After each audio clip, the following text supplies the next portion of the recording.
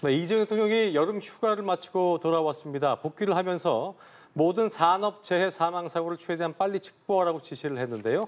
국내 산재 사망사고를 획기적으로 줄이겠다는 대통령의 강한 의지로 풀이되고 있습니다. 예, 관련 내용들 김진욱 전 민주당 대변인, 김동완 국민의힘 대변인과 자세한 이야기 나눠보겠습니다. 두 분 어서 오세요. 안녕하세요.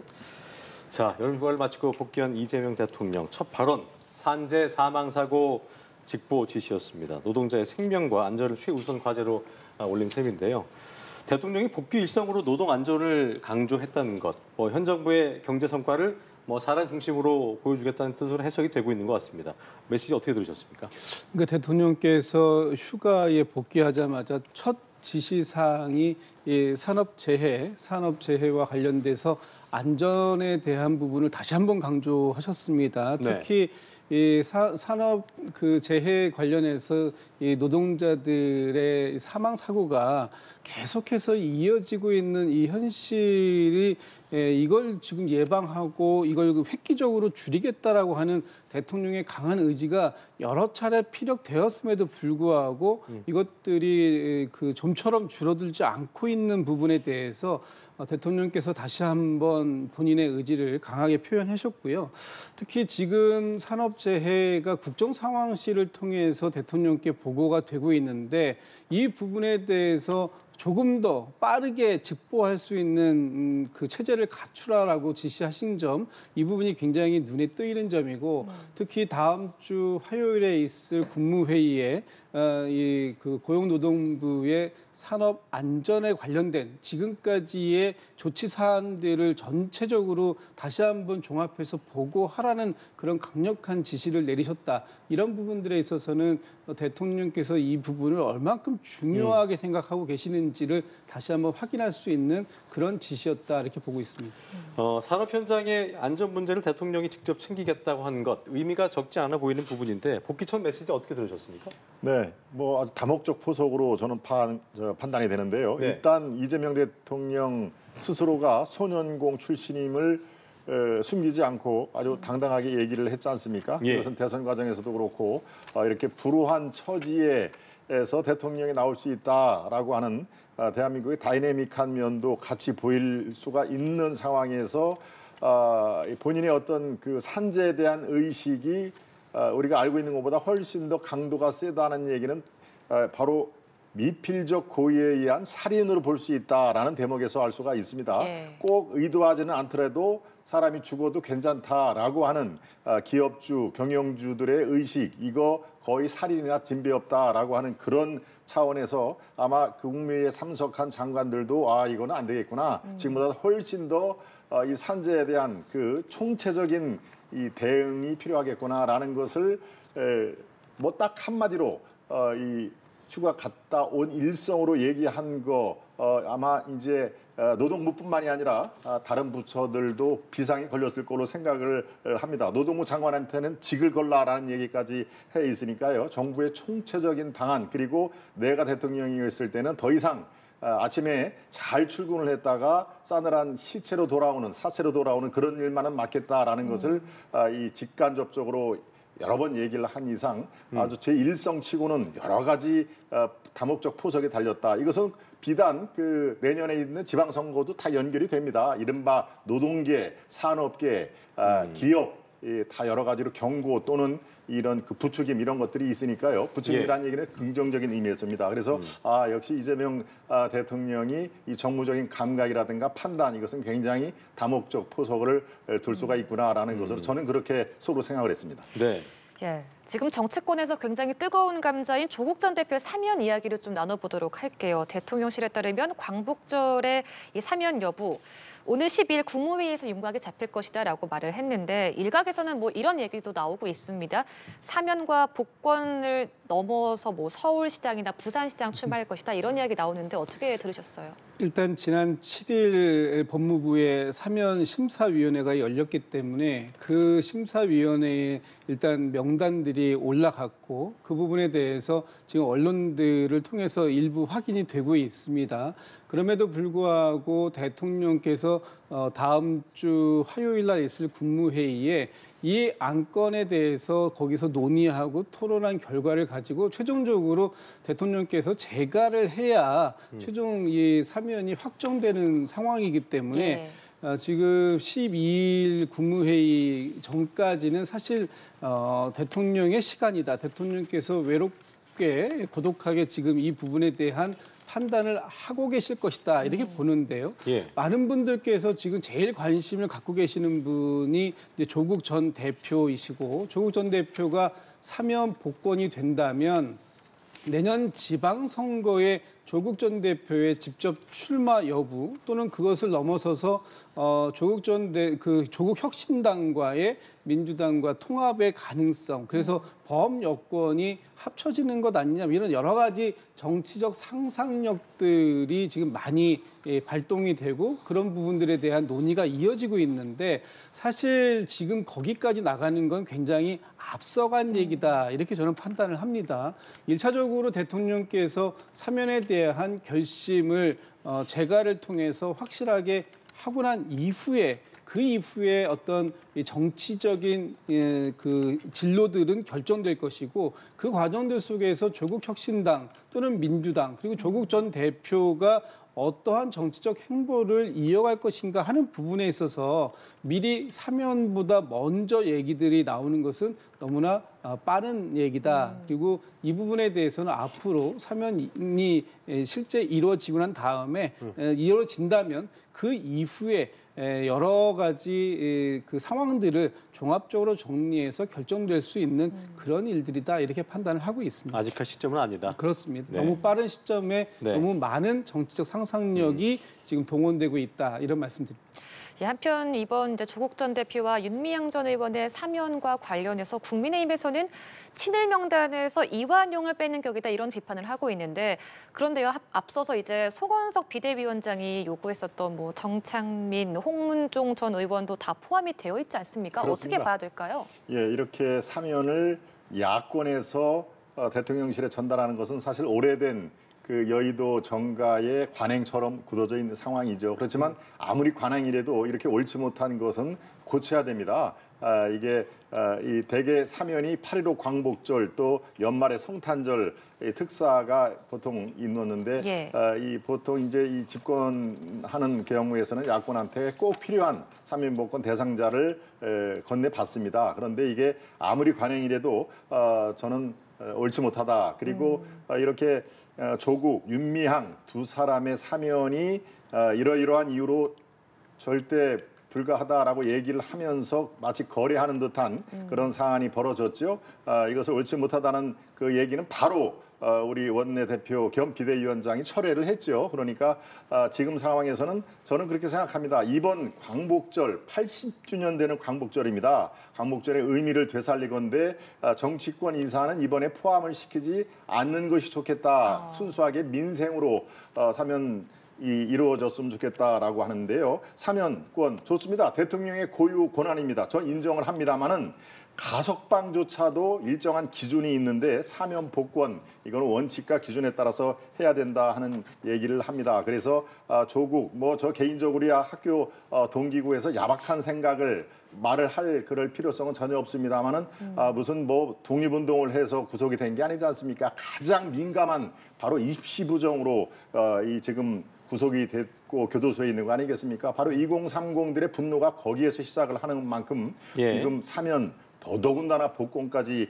연계하는 것은 이것은 사리상 맞지가 않다. 그래서 이번 광복절 그 특사에 대해서는 포함을 시키지 않는 것이 이재명 그 정부의 초기 개혁 동력을 살리는 데 도움이 된다. 이런 말씀드립니다. 알겠습니다. 자, 이번에는 국민의힘 내부 문제로 좀 가보겠습니다. 먼저 김동원 대변인께 뭐 집안 문제이기 때문에 먼저 여쭤보겠습니다. 네.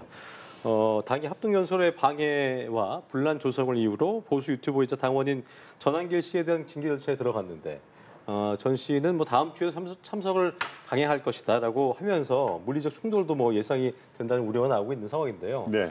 현재 이 상황은 어떻게 좀 저희가 좀 해석을 해야겠습니까? 전한길 전 강사죠. 한국사 강사 이분이 지금 그 대구 경북 지역의 전당대회에서 저런 그 소란, 뭐 본인은 소란이 아니다, 정당한 의사 표현이다. 본인은 또 언론인이라고 불리는 걸 굉장히 좋아한다고 합니다.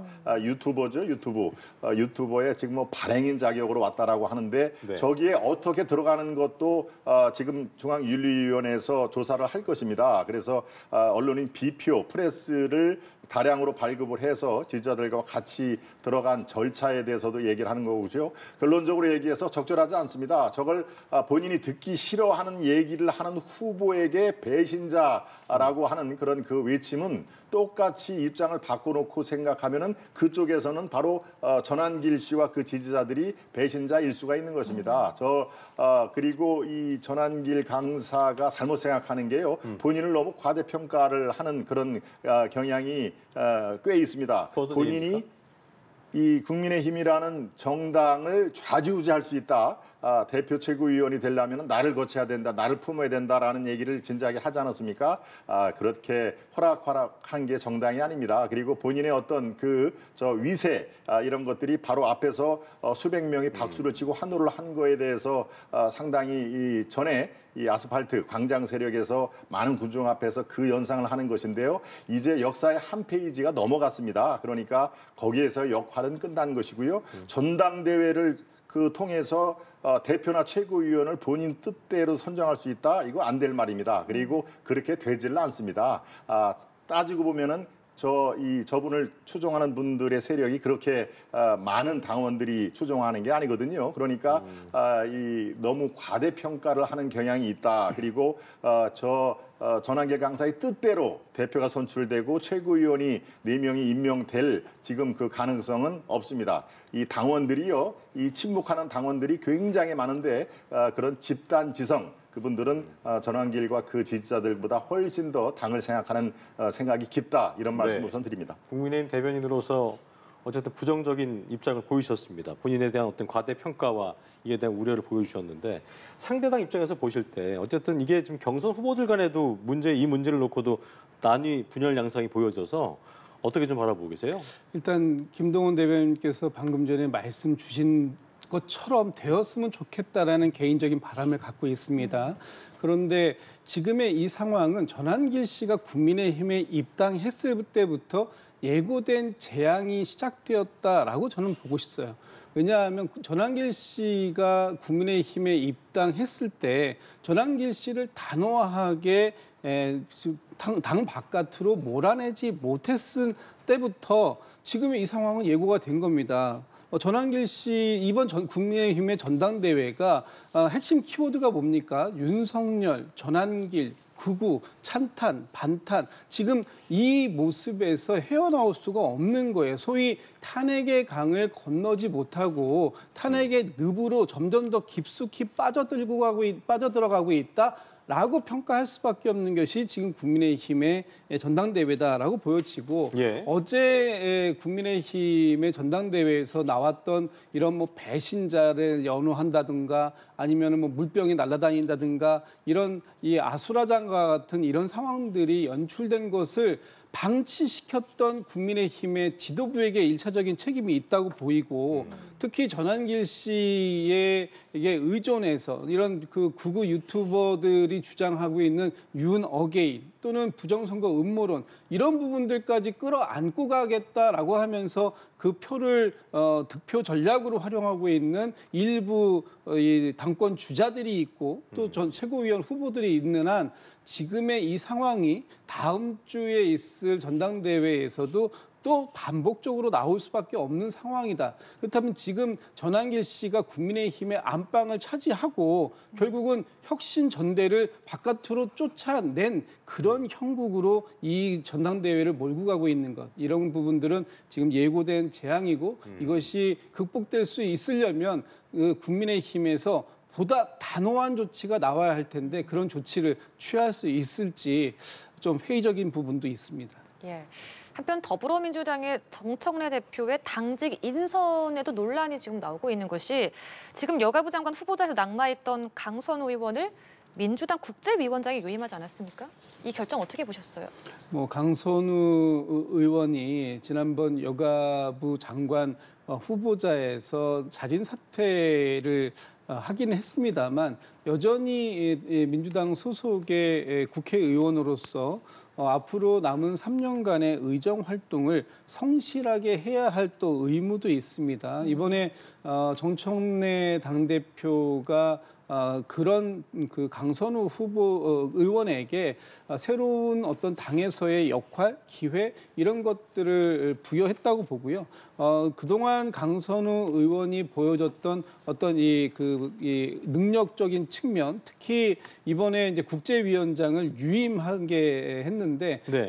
과거에도 이 국제위원장의 역할을 상당히 잘했습니다. 그리고 특히 지난 대선 과정에서 강선우 의원이 보여줬던 이런 이 국제적 감각이라든지 또는 이 국제 언론과의 어떤 그 소통이라든지 이런 역량들에 대해서는 충분히 뭐 확인을 했었기 때문에 그런 역량들을 토대로 강선우 의원이 남은 그 임기 동안 의정 활동에 최선을 다할 수 있도록 지원해 주는 것, 이것은 뭐 당대표로서 할 수 있는 역할이 아니었나 싶습니다. 똑같은 질문 좀 여쭤볼게요. 예. 현역 의원으로는 처음으로 여가부 장관 후보자에서 낙마했던 강선우 의원, 민주당에서 국제위원장으로 유임하고 있는 이 상황을 어떻게 보고 계십니까? 정청래 대표가 강선우 의원은 사실 굉장히 끔찍하게 생각을 하는 그 예. 흔적은 몇 번을 우리가 봤습니다.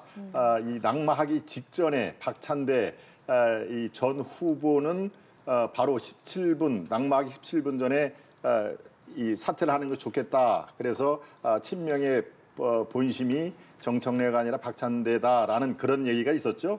그런데 이 정청래 후보는 어떻습니까? 그 당시에 끝까지 곧 장관이 될 강선우 의원님 이렇게 표현을 했지 않습니까? 예. 그런 게 복합적으로 작용을 해서 저는 뭐 유임이라는 게 방점을 찍힐 필요가 있습니다. 새로운 자리를 만들어준 게 아니라 지금까지 국제위원장을 그대로 하라라고 하는 게요. 바로 국제위원장이 사실은 이 당에서 보면은 당직에서 그렇게 핵심적인 자리가 아닙니다. 그리고 언론에 주목받는 자리도 아니고요. 그래서 이른바 강선우 사태에서 가장 이 타격을 덜 받는 이 임무일 수가 있습니다. 다른 이 위원장을 주면은 또 거기에서 문제가 파생이 될 가능성이 있으니까 지금까지 한 거 조금 더 수고해 주세요라는 의미의 유임이기 때문에 저는 큰 의미를 둘 필요가 없다 이렇게 얘기를 했는데요. 정청래 대표가 이번 당직 인사는 완벽에 가깝다, 완벽하다 이렇게 평가를 한 것은 참 예. 이게 적절하지 않습니다. 이것을 본인이 당직 인사를 해놓고 완벽한 당직 인사다라고 하면은 이거 누가 인정을 하겠습니까? 그러니까 너무 자화자찬도 이 정도면은 사실 코미디 수준이다. 또 이런 말도 충분히 가능할 것으로 저는 판단합니다. 예. 저희가 앞서서 하나 좀 여쭤보고 싶은 게 있었는데 국민의힘 관련된 내용을 다시 한번 여쭤보겠습니다.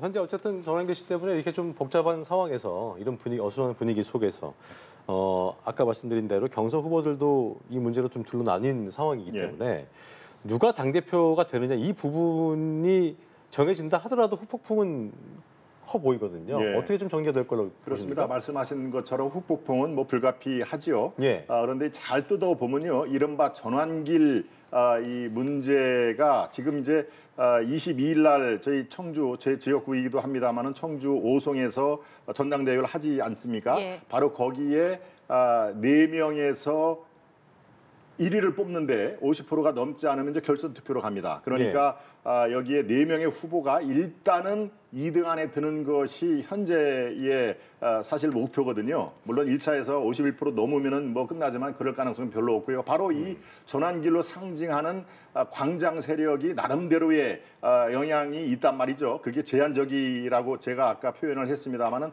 바로 그 세력을 안음으로써 바로 결선에는 올라가야 되겠다라고 하는 바로 이 단기 목표가 있는 것입니다.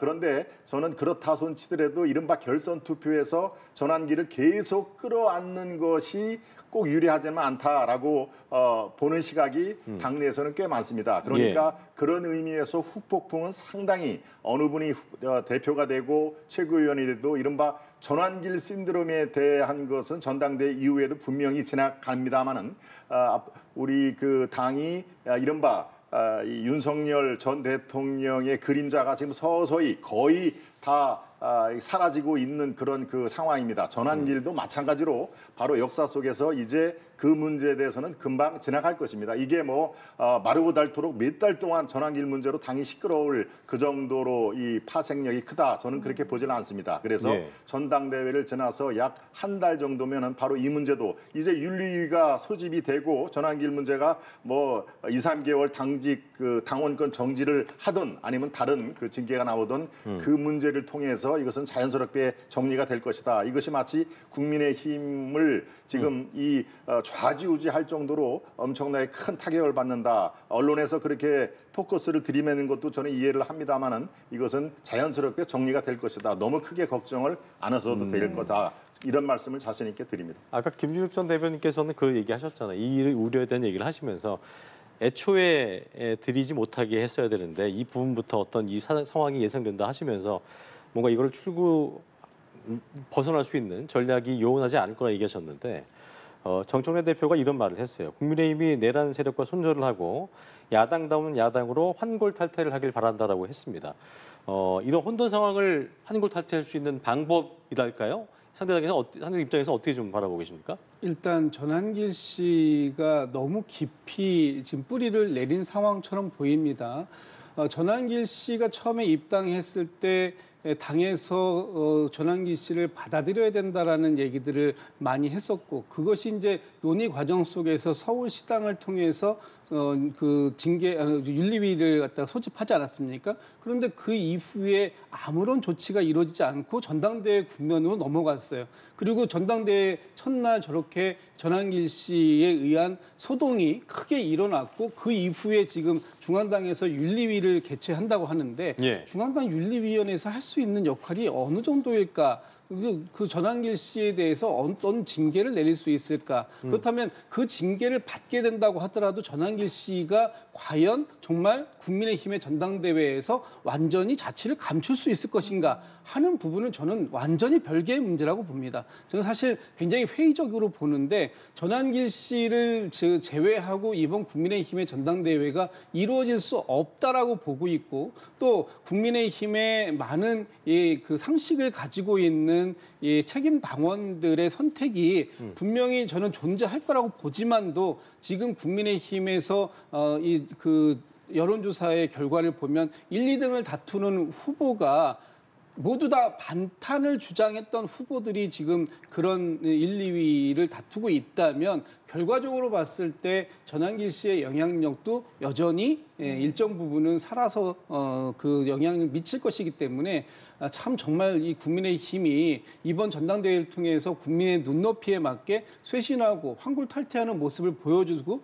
또 지금 국민의힘이 지금 지지율이 대구 경북에서조차도 민주당에게 밀리는 이런 상황까지 그 벌어진 이 상황을 수습해가는 전당대회가 되고 그래서 바르게 온전한 다시 보수의 가치를 세울 수 있는 전당대회가 되었으면 하는 이 국민들의 기대 또는 국민의힘의 지지층의 기대를 부응할 수 있는 전당대회가 될 수 있을지 저는 사실은 굉장히 회의적인 부분이 있어서요. 앞으로 국민의힘이 보다 신속하게 보다 정확한 그 조치를 취해내지 못한다면 예. 지금의 이 국민의힘의 전당대회는 이 분위기대로 끝날 수밖에 없을 그런 좀 안타까운 상황이 될 가능성이 있다 이렇게 보고 있습니다. 제가 짧게만 보완을 좀. 네, 짧게 드릴게요. 네. 사실은 당내 분위기가 제가 당 대변인이기 때문에 잘 알 수밖에 없는 상황인데요.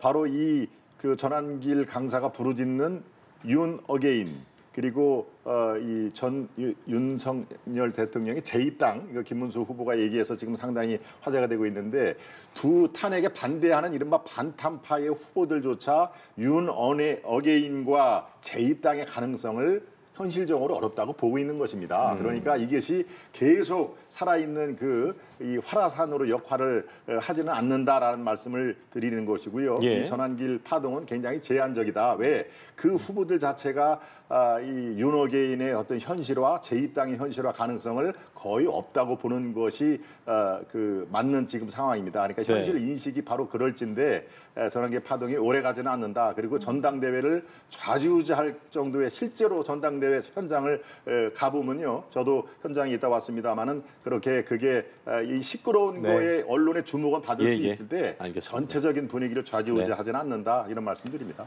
네, 정치권 이슈들 김진욱 전 민주당 대변인, 김동완 국민의힘 대변인과 함께 자세히 나눠봤습니다. 오늘 말씀 고맙습니다. 맞습니다.